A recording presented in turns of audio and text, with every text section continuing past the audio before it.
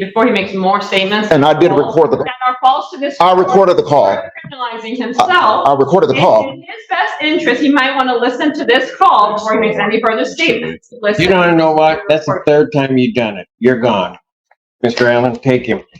You better get Mr. Burgess down here because I want to hear those calls because he's interfered with it. Did you catch that? The prosecutor just dropped the words witness tampering right out of the gate.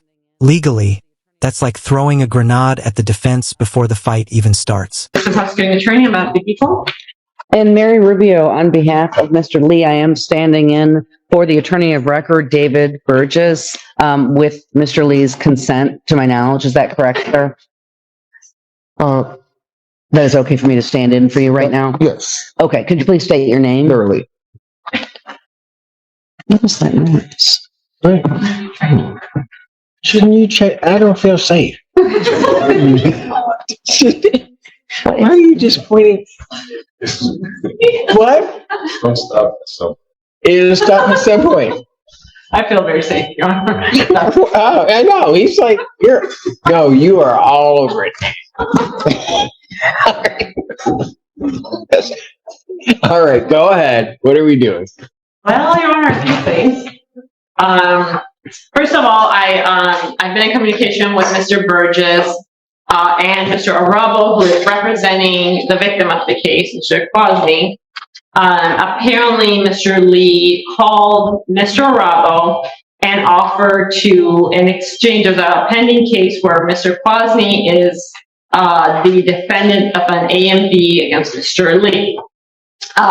Mr. Lee contacted Mr. Arabo and offered to essentially not testify in that case if Mr.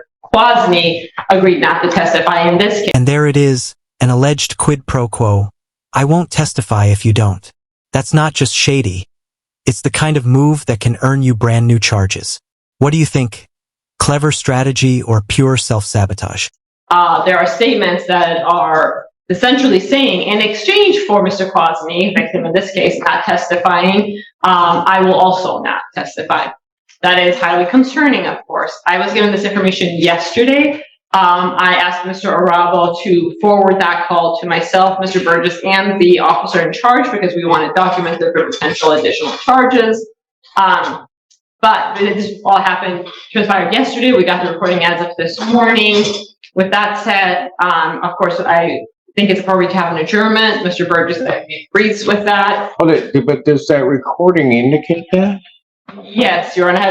Have either one? Okay. I myself have not listened to the recording. I was just asked to stand in on behalf of Mr. Burgess. He's at a hearing in Lansing. However, I did speak to Mr. Lee about it today. Mr. Lee indicated some of the content of the conversation to me. He also indicated, just FYI, that he himself recorded it. But just so that I have this right, the defendant, because of something else, is urging, enticing, or in some other way interfering with testimony of witnesses in this case. I can't agree to that characterization because I haven't heard it. I don't know. Well, you want to listen to, because that's what I'm being told. But yes, I understand. I understand that is what's being presented. I also want to indicate that. Go ahead. I'm sorry.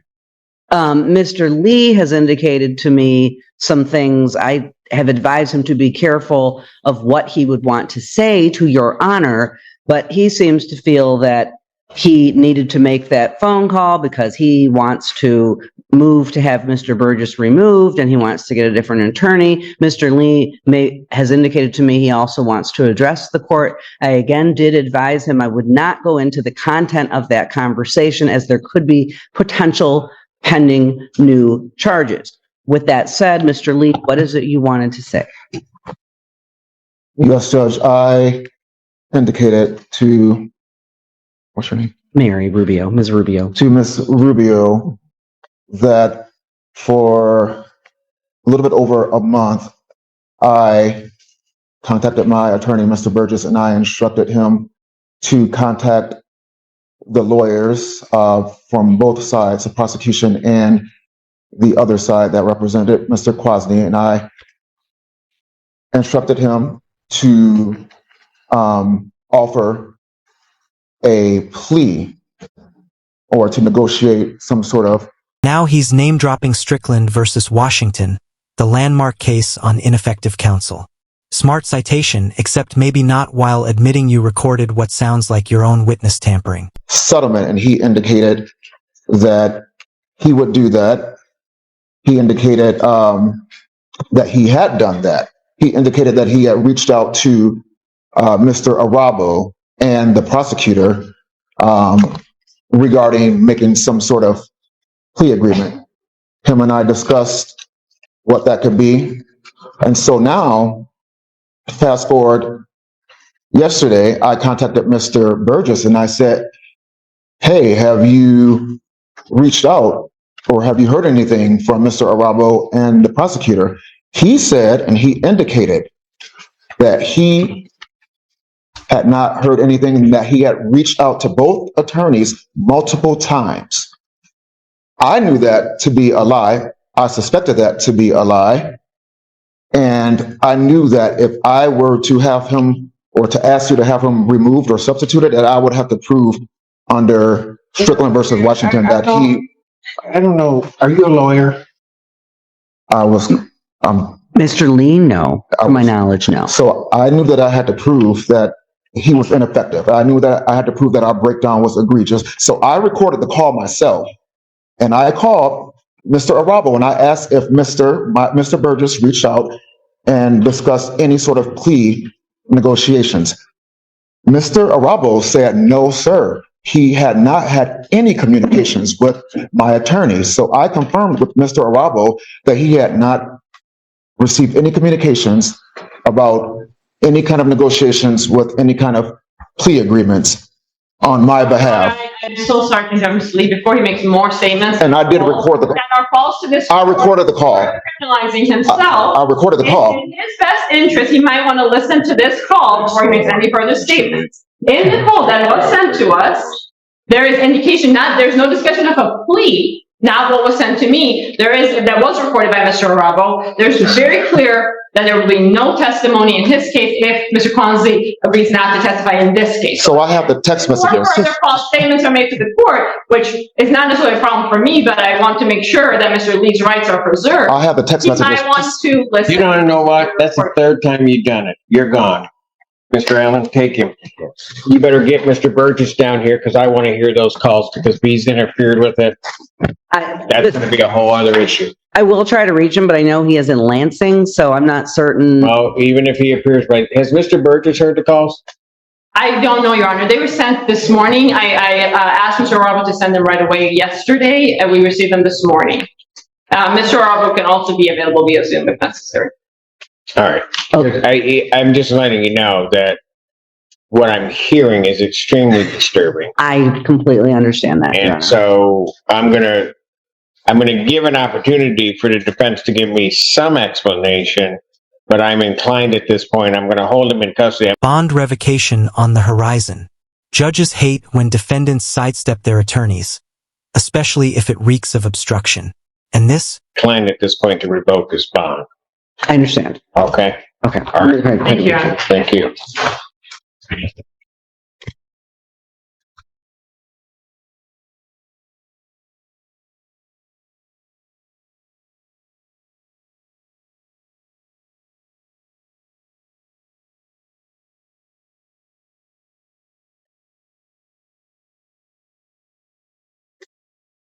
Somebody needs to listen to him. Yes.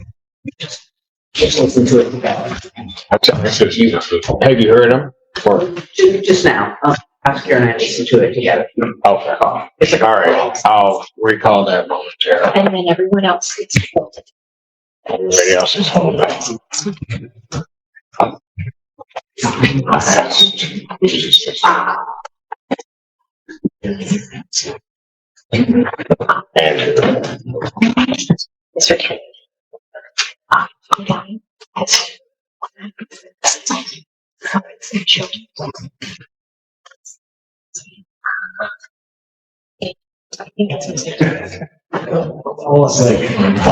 Okay.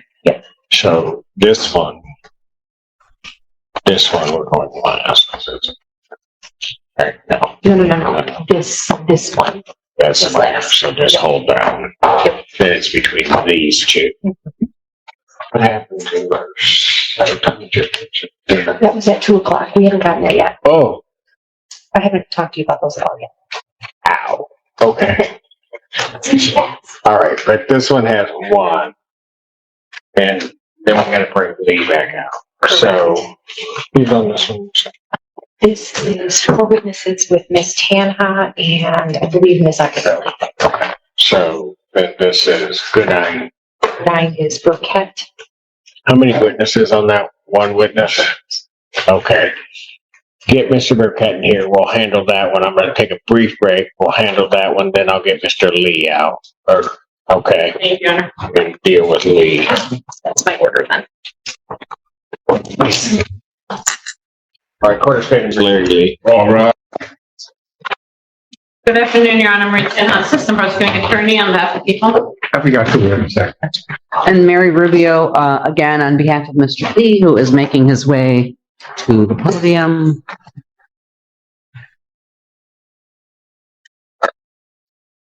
There's additional counsel that is on Zoom. I'm sorry? Oh, there you Good are. afternoon, Your Honor. May it please this honorable court, Joseph Arabo on behalf of Stephen Kwasny. All right. And I'm presuming everybody except the court has heard the phone call. What I heard was the recording the prosecutor gave me, which appears to be a less than 2-minute portion of a phone call. I think she would agree it's not an entire phone call. That's correct, Your Honor. It's what Mr. Rubble sent me, as well as Mr. Burgess, and law enforcement as of this morning. All right. And that portion of the phone call, as the court is to understand, is basically this defendant speaking with, is it directly with the victim in this case? No. No, An Your Honor. attorney. It's with Mr. Rubble, who's the attorney for the victim. All right. And basically offering to not provide testimony in another case if his client doesn't provide testimony in this criminal proceeding. That is how I would characterize it, Your Honor. If Mr. Rubble has additional information or different information, he's welcome to. Yes. Mr. Yeah, just to clarify the record, that's a portion of a phone call because I didn't anticipate to record the entire thing. I didn't know who was calling me and then once I realized what this was, which is an attempt to extort and use this other case that he filed against the victim in this matter to use as leverage to have this conversation at a future point in time. I was quick enough to get on my computer and record it, so that the court is aware of what's going on, in the matter where I represent, Mr. Kwasny, who's the victim in this matter, which is the first matter, before the court. Your Honor, if I may, I really object to that characterization that it was an attempt to extort. I've spoken to Mr. Lee at length about the purpose of the phone call. I also listened to the portion of the phone call. Perhaps the court could listen to it. I do not believe that was what was happening at all. And plus, I don't think there was nothing on there that indicated he was trying to extort this attorney or the complaining witness. Frankly, what Mr. Lee has alleged to me is that he and Mr. Burgess have basically had a breakdown of communication, that he's spoken to Mr. Burgess multiple times, asking him to advocate on his behalf to the prosecutor as well as to this other attorney, to try to come up with what he has called, not being a lawyer, using the words a settlement agreement or a plea negotiation. That's what he said to me. And that he had the feeling that Mr. Burgess had not, in fact, made this phone call. So he then called this attorney, and right in the phone call, Because it would have been unethical for Mr. Burgess to try to call to try to say my client won't testify in this other matter. Of course. If that, right? Well- Mr. Burgess may not have done. And that may very well be, but Mr. Lee indicates that, and I haven't seen these, he indicates that he has text messages back and forth with Mr. Burgess, and that Mr. Burgess, quote, lied to him about whether or not he made these phone calls. So he indicates the main reason that he wanted to call. That would be irrelevant. I know that, but Judge, trust me, I know that, but I just wanted Your Honor, to if I make may. a record. What, can I just finish though? Let her finish. Mr. Lee Sure. indicated the main purpose of the phone call was for him to find out whether this attorney could verify whether Mr. Burgess called him. If you listen to the call, the portion of this call, it's literally on there. He says, it starts out with him saying something about plea agreements. The call, it's interrupted. And I believe because counsel didn't realize he was going to need to record this. But anyway, it starts out with him, Mr. Lee, saying something about plea agreement, settlement agreement. Did Mr. Burgess call you to try to, see if I wouldn't testify and then your client wouldn't testify? Yes, he says that. But then he goes on to say, because my lawyer said he called you, and then this attorney confirms what Mr. Lee was trying to find out. And this attorney says, no. You see how easy it was to reach me. I didn't talk to anybody named Burgess. That's what he says. So I'm just indicating that Mr. Lee states that was the main purpose of his call, because he claims he wanted to come in here today and tell Your Honor that he did not want to have Mr. Burgess represent him anymore because he feels Mr. Burgess is lying to him. I'm just representing to you what Mr. Lee has told me. Your Honor, if I may. I'd like to say something. Thank you. Mr. Arabo, it's my turn. One moment. Your Honor. Because apparently that's how it works in this courtroom. Tana says it's her turn, so it's her turn. Go ahead, Miss Tana. Mr. Arabo had some trouble with interrupting. That's only because she's there and I'm not. Your Honor, I don't really, quite frankly, care what's going on with the client relationship with Mr. Burgess, or claims Mr. Arabo is making about extortion. That's not something that people are going to get involved in at this stage. What I'm concerned about is there is a clear difference between a plea negotiation and two witnesses not testifying, one of them being Mr. Lee, the other one being Mr. Crosby, not testifying in exchange for something. And I agree that the court should just listen to the call rather than us going around calling it different things. What's clear to me is that there is an offer to not testify in exchange for Mr. Crosby not testifying in this case before this court. That is Clip 5. Now the debate. Is it a plea deal, a settlement, or flat-out witness tampering? Here's the kicker. In court, the label matters less than the intent. And the judge is about to make that call. what I'm hearing on that call. That is what's concerning to people, and that's what may bring future charges. We're in an early stages. This needs to go to law enforcement. It has gone to law enforcement now, and we can follow up.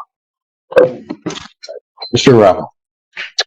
Your Honor, as you know, I'm a defense attorney. I think Ms. Rubio is really grasping at straws here to try to help her client. But here's what it is. It's not a plea. We heard her say plea.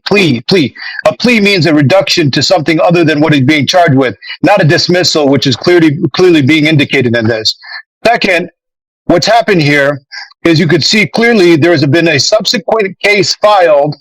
I don't know how this slipped between the cracks, because in over 10 years of practicing, I've never seen something like this, where a victim turns into a defendant during a pending case. Never seen anything like this. So Mr. Lee has done this intentionally so that he can one day use it as leverage to contact me or have somebody else contact me or whoever is representing Mr. Kwasny, so that he could use it as a negotiation tactic. And what he's engaged in is third-party communication to get through to Mr. Kwasny in violation of his bond. That's number one. He's got a no contact order. Second, this is witness tampering. You don't want to call it extortion. Let's find something else. It is witness tampering. He's trying to tamper with Mr. Kwasny using the leverage that he created. And I don't know how the prosecutor's office allowed this to happen. Somebody wasn't monitoring things properly, but this is what's happened. First ever time I've ever seen anything like this. And it needs to be handled. It needs to be handled. It's going to be handled. Okay. Can we listen to the call? Everybody Yes, listen to it already. Hey, I'm- can somebody send it to Ms. Weidling and I will then be more than happy to listen, or if there's an easier way for me to do it, I'll do it. Let's take the defendant back and Okay. court listen to the call. I can give my decision You have to go back. to you. I'll handle that coming back out. So.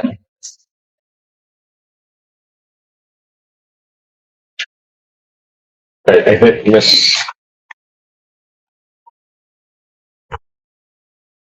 Atkins on that. So bring me that. Court's gonna stay in recess. Everybody can remain seated. Bring. Then I got Mr.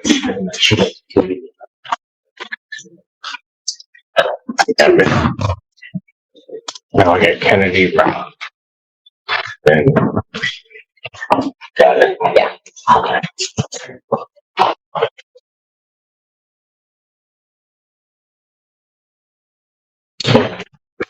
Court does recall the case of the People's State of Michigan versus Larry Lee.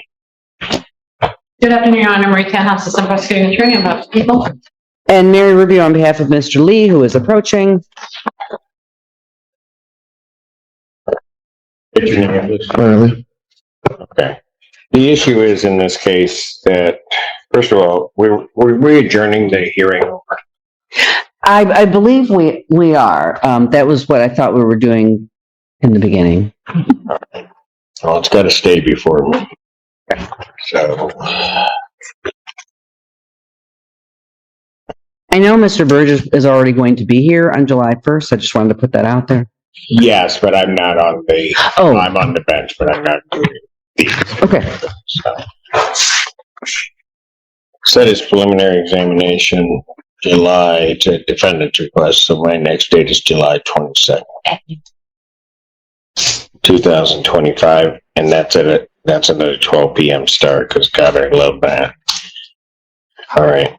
With reference to bond in this case, I've listened to the recording. I'm not going to say there's an over-exaggeration or an under-exaggeration. I mean, I think it's relatively clear when somebody's very clearly points out an exchange or quid pro quo regarding me not testifying and this other person not testifying, and that is the exchange. I don't know that you get a clearer indication of somebody that is attempting, and especially when they circumvent their attorney, of somebody trying to sort of tamper with and obstruct a case. It couldn't be clearer. I mean, and quite frankly, I don't think there's any design to necessarily frost it over or anything along those lines. I think the idea or what Mr. Lee is saying about what Mr. Burgess wouldn't do is quite frankly just a ruse to hide his own desire to have the exchange that he was speaking with counsel about. Given that, and the court having heard that, with reference to this case, the defendant's bond is hereby ordered revoked. And just like that, revoked. Not a slap on the wrist, but a massive setback. No bond means no freedom, no leverage, and a much tougher road before trial even begins. Based upon the court's hearing of that bond violation. Your Honor, can I just raise two issues? Before all of this happened, Mr. Lee expressed to me and attempted to express to the court his, as I'm sure the court has gleaned, his displeasure with Mr. Burgess. So I do think there, given some of Mr. Lee's allegations against Mr. Burgess, it may be best if someone else is appointed to the case. I know he doesn't want Mr. Burgess. And that's fine. I don't know whether or not he doesn't want Mr. Burgess or not, because I think, as I'm indicating, I think that notion of Mr. Burgess not doing something and then his checking is simply a ruse for him to try to get the message that I want this quid pro quo, this exchange. And I'm not accusing Mr. Burgess of anything. I'm just trying to represent what Mr. No, Lee and, has told and I me. understand that. And Mr. Lee I is think about we jumping need- out of his skin trying to talk, just so you know. And so when you talk to Mr. Burgess, if Mr. Burgess, if he believes that that's the appropriate step, he can bring that motion before this court and the court will hear it in the day that I'm on.